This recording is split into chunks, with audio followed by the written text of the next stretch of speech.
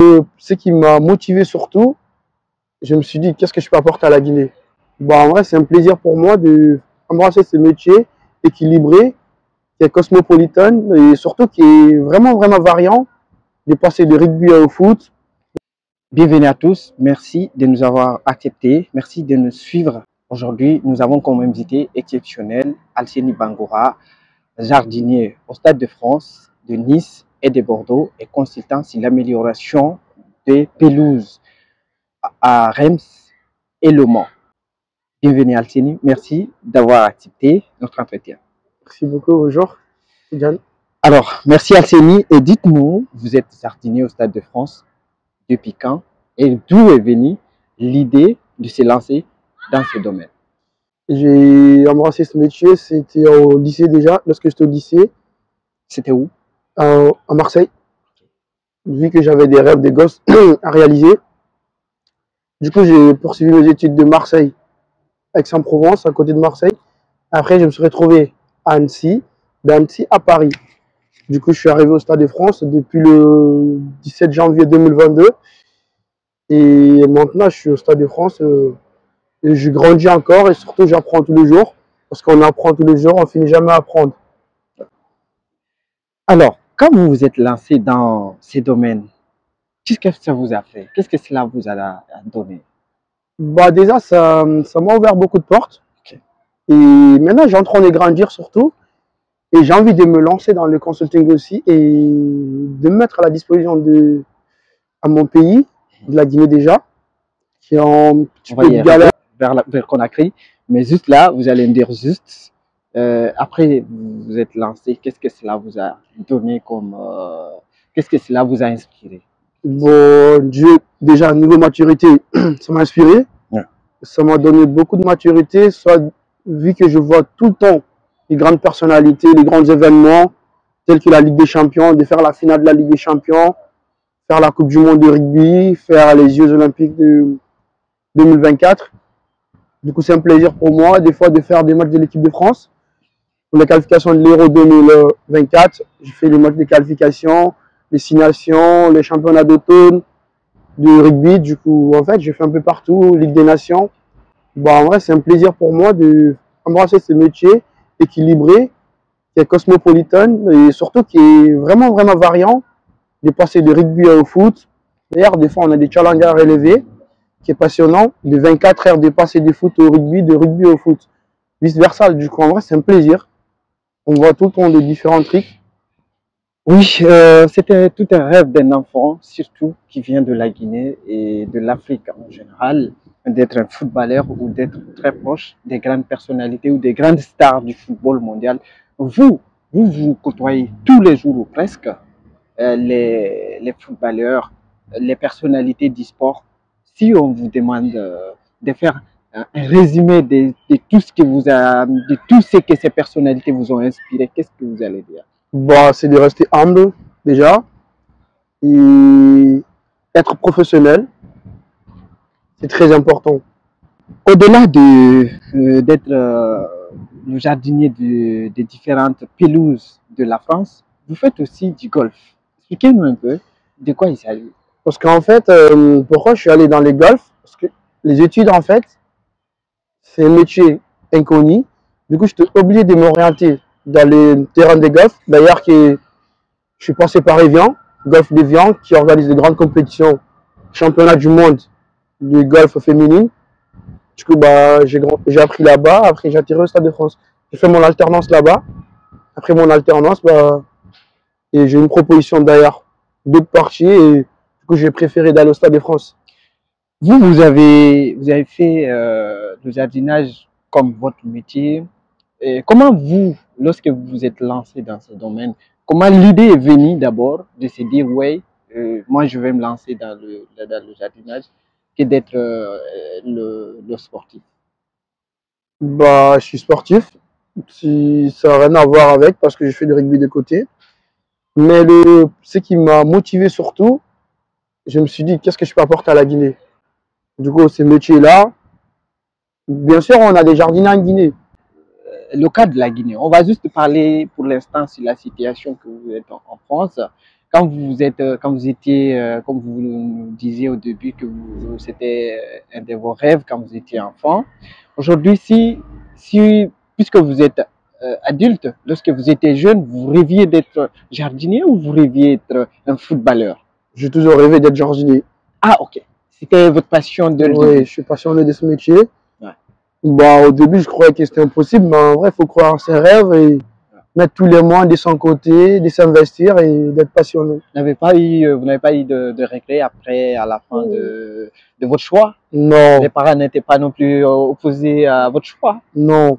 Si on fait des choix, il faut assumer derrière. Super. C'est important. Alors, on va aller sur le cas de la Guinée. 6 ans, vous êtes déjà 6 ans dans le domaine. Est-ce que cela vous arrive une fois de penser à la Guinée, de se dire oui, que c'est possible que j'aille apporter quelque chose à la Guinée? J'ai toujours pensé déjà. C'est dans un coin de ma tête. Et ça reste toujours. Parce que c'est la patrie. Et tout ce qu'on peut apporter à la Guinée, on se met à la disposition. Ça ne se refuse pas. Du coup, je reste ouvert et je ne suis pas fermé non plus. Oui, mais vous connaissez déjà, puisque vous partez souvent en Guinée, vous voyez les pelouses, les différents stades, notamment le stade de Nongo et le stade de Koléa, c'est des stades récemment qui ont commencé, mais qui ont commencé à être utilisés fréquemment. Mais nous connaissons aujourd'hui tous nos stades, aucun de nos stades n'est homologué par la FIFA ou par la CAF pour abriter nos matchs. Aujourd'hui, toutes les compétitions, que ce soit interclub africain, que ce soit les matchs d'ICILI national, ça se joue souvent ailleurs. Comment vous analysez ces déplacements de tous les matchs guinéens à l'étranger? Après, si je vais vous dire un truc, les États-Unis, c'est l'un des plus grands puissants du monde, mais même eux, ils ont du mal avec le gazon naturel. Okay. Parce qu'ils sont fermés, ils ne sont pas ouverts aux idées. Du coup, la Guinée, si on reste ouvert, bah, moi, mes petites connaissances que j'ai, je peux les apporter. Du coup, en fait, le gazon, c'est un truc vivant. Du coup, vu qu'il est vivant, bah, il faut l'entretenir. C'est comme des êtres humains, en fait. Il a besoin vraiment de... En fait, il faut savoir ses besoins. Il tombe malade. Il y a beaucoup de petits détails qu'il faut. Après, moi, j'en veux personne et je juge personne aussi. Mais le problème, si on ne s'y connaît pas, il faut aller voir les gens qui ont leur connaissance. Après, moi, je pense que c'est juste il manque des gens qui ont la connaissance approfondie. Mais après, je ne vais pas dire que je suis plus fort qu'eux. Peut-être les moins qu'ils ont sur le terrain, ça ne les permet pas de réaliser ce qu'ils veulent faire. Parce que moi, je ne les connais pas. Les jardiniers qui sont en Guinée. Du coup, bah, tout le temps, quand je suis en Guinée, j'aille voir les pelouses, je regarde. Mais après, bah, je ne peux rien faire, quoi, parce qu'on ne m'a rien proposé, on ne m'a rien dit. On vous a rien dit, mais est-ce que vous avez une connaissance, notamment au ministère des Sports ou à la Fédération guinéenne de football? Bon. Après, oui, on s'est dit bonjour, mais on n'a jamais. Est-ce qu'ils connaissaient ce que vous faites? Ouais, peut-être, je pense, oui, pourquoi pas. Certains, oui. D'autres, non. Mais est-ce que ceux qui connaissent vous ont proposé de se mettre à la disposition de l'État guinéen? Ça ne m'a pas proposé, peut-être c'est le jour qui n'est pas arrivé encore, soit ils n'ont pas le budget pour. C'est pour ça, en fait, c'est compliqué de dire tel a fait ça. En fait, d'en vouloir des gens sans connaître leur budget, ce qu'ils ont de disponibilité, c'est compliqué. Oui, mais même si on n'a pas de stade homologué, il faut quand même dire que c'est vrai que toutes nos compétitions se jouent à l'étranger et les pelouses sont vraiment dégradées. Comment expliquez-vous Parce qu'en fait, ça s'explique? Ça vient des bases, en fait. Parce que, en fait, tous les sportifs, si vous regardez, il n'y a aucun sportif guinéen qui va loin.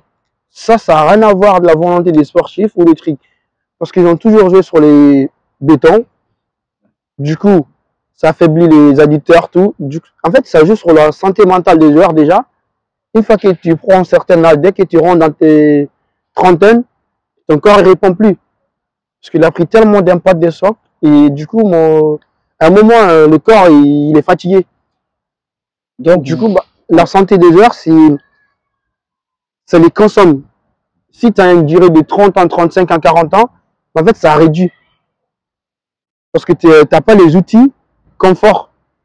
C'est comme un métier en fait. Si tu te fais un métier, tu n'as pas les matériels nécessaires qui sont adaptés à ce métier-là, en vrai, tu ne vas pas faire un travail miraculeux non plus. Parce que, à un moment, c'est ça en fait. Il faut qu'on se dise la vérité. Donc, vous voulez me dire que la durée ou la longévité d'un footballeur dépend de l'entraînement, dépend des pelouses qu'il fait comme entraînement. Mais oui, c'est ça en fait. Parce que même le synthétique, déjà, il faut l'entretenir. Au début de le programme, quand nous programmions cette émission, vous nous parliez les différents gazons, notamment hybride, synthétique et Playmaster. Oui. Excusez-moi. Dites-nous la différence de ces trois. En fait, synthétique, il y en a deux.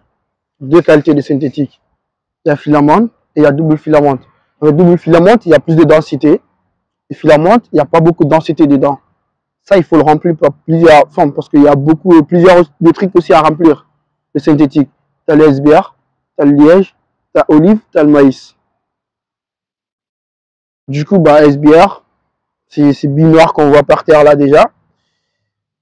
Après, le maïs, c'est une matière décomposée qu'on met. Mais pour le foot, ce qui est bien adapté pour le foot, c'est SBR et l'olive. Parce que l'olive, déjà, ta balle, elle a une vitesse. Ça accélère facilement la balle. Du coup, il y a ça aussi, il y a ces petits détails. Et le synthétique, il a besoin d'un entretien 2 fois par semaine. Il faut le faire, il faut le décompacter. Il faut ramener de l'air dans le sol, l'oxygène, tout. On s'est trompé, on s'est dit le synthétique, c'est un tapis, tu le déroules, tu joues. Non, il a besoin d'entretien aussi. Après, le Playmaster, c'est gazon. 50% de synthétique, 50% de gazon naturel. Du coup, ça s'entretient comme le gazon naturel et comme l'hybride. Du coup, celle-là, il faut au moins 4 à 5 fois d'entretien par semaine. Et il faut 6 à 10 heures par semaine de match dessus. Et le synthétique, tu peux en avoir de 15 à 40 heures de match là-dessus par semaine. Mais le synthétique, il a une durabilité de 5 à 15 ans. Le gazon naturel, il part de 15 à 30 ans. Hybride, en fait, hybride, c'est 3% de gazon synthétique et 97% de gazon naturel. D'ailleurs, c'est ce qu'on a au Stade de France. En fait, c'est une fibre qu'on ne voit pas, qu'on vient planter tous les 2 cm dans le sol. Les racines, ils vont s'enrouler dessus. Du coup, en fait, ça solidifie, ça ne s'arrache pas. Je ne sais pas si vous avez regardé pendant les Jeux de rugby à 7. Le terrain, en fait, il ne bougeait pas. Il était bien solide. C'est parce que les fibres synthétiques, ils viennent s'enrouler aux racines. Donc, en fait, si tu veux arracher, si tu fais une tacle ou des trucs comme ça, il ne va pas s'arracher facilement parce qu'il est vraiment ancré dans le sol. Alors, vous qui connaissez ça, est-ce que vous êtes prêt aujourd'hui à partager votre expérience en Guinée? Ben oui. C'est un rêve pour tout le monde, en fait, de servir son pays. Et franchement, moi, je suis toujours disponible et ouvert si besoin. Après, ça dépend si vraiment ils ont besoin de moi. N'avez-vous pas de conditions pour se mettre à la disposition de l'État guinéen? Moi, en vrai, je n'aurais pas beaucoup de conditions. Parce que déjà, ça dépend ce qu'ils vont proposer. Moi, je vais me mettre à la disposition de la Guinée à une condition. Il faut avoir les matériels adaptés. Parce que je n'ai pas envie de faire un travail qui ne sert à rien, en fait. Et faire le travail, oui, parce que je veux faire ça. Non. Je veux de la qualité. Surtout la perfection.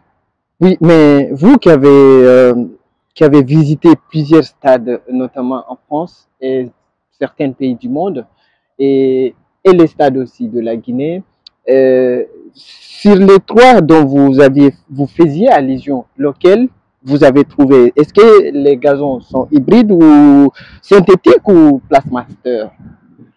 En vrai, les masters, ça dépend. Si vraiment tu as beaucoup de matchs, par exemple que tu dois enchaîner, tu peux mettre du Playmaster si tu veux sur le naturel. Mais je veux savoir, est-ce que dans les stades que vous avez découverts à Conakry, parmi les trois que vous venez de nous citer ici, est-ce que ils sont composés de ces trois hybrides synthétiques et Playmaster. Non, la Guinée, il n'y a que 2 terrains. Il y a 100% naturel, 100% gazon synthétique, et il n'y a que ça. Parce qu'en fait, si vous voyez, en fait, il y a plusieurs terrains maintenant qu'on est en train de dérouler des synthétiques en Guinée. Ouais. C'est bien, mais il y a un suivi derrière. Parce qu'en fait, le synthétique, pour le poser déjà, il faut faire le fond de forme. Et il y a un trick qu'on ramène, qu'on pose dessus, une couche de souplesse qu'il faut mettre. Tu mets de la colle, tu déroules les tapis synthétiques. Aujourd'hui, pour que le stade de Nongo, puisque c'est le plus grand stade, même si on parle du stade du 28 septembre, vous avez vu le stade de Nongo, comment il est? Tout récemment, nous avons vu des images circuler sur la pelouse, même d'ailleurs partout à travers le stade, on voyait l'eau inonder la pelouse. Qu'est-ce qui explique cela? Parce que déjà, moi après, c'est mes remarques perso. Et je pense qu'il y a une source d'eau qui est en dessous. Oui. Il y a une source d'eau. Bah après, tout ça, il faut faire un bon petit drainage. Drainage approfondi. Et en vrai, tu peux évacuer l'eau facilement. On avait comme invité Alseni Bangoura, originaire de la Guinée. Nous sommes au stade de l'Aile Rose en France, à Paris. Alseni, merci. Si tu as un dernier mot, on te laisse la parole et tu t'adresses au peuple de Guinée et aux dirigeants du football guinéen. Bon, déjà, merci à tout le monde. Merci à Tidiane aussi pour l'invitation. C'est un plaisir pour moi. Après, moi, j'ai pas grand chose à dire. Hein. Comme je l'ai toujours dit, je suis disponible et ça dépend de ce qu'ils proposent. Et surtout, la perfection n'est pas un détail, mais les détails font la perfection. Et je suis beaucoup exigeant surtout. Et s'il faut me contacter, il n'y a pas de souci, je suis disponible. Je suis là et je vous remercie. Merci beaucoup. Merci. On se revoit à très bientôt dans une nouvelle édition et au revoir.